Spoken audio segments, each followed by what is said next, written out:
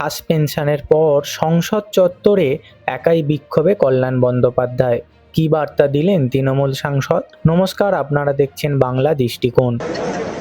भाजपा का संसाधन में 20 गद्दार मौजूद है। भाजपा का संसाधन में 20 गद्दार मौजूद है।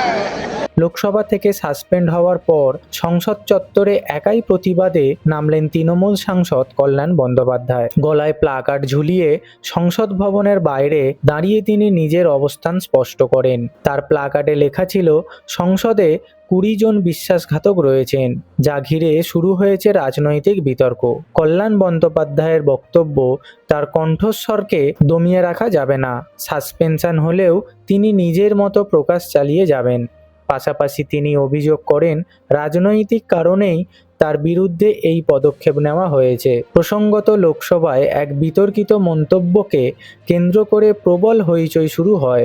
সেই ঘটনার পর স্পিকারের নির্দেশে চলতি অধিবেশনের বাকি সময়ের জন্য তাকে সাসপেন্ড করা হয়। বিরোধী দলগুলি বিষয়টি নিয়ে সরব হলেও সংসদের শৃঙ্খলা বজায় রাখতেই এই সিদ্ধান্ত নেওয়া হয়েছে।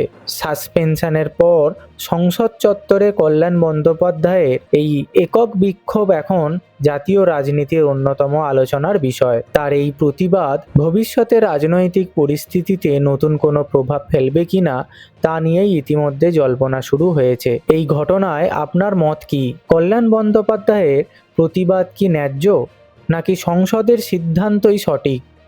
মন্তব্য করে অবশ্যই জানাবেন।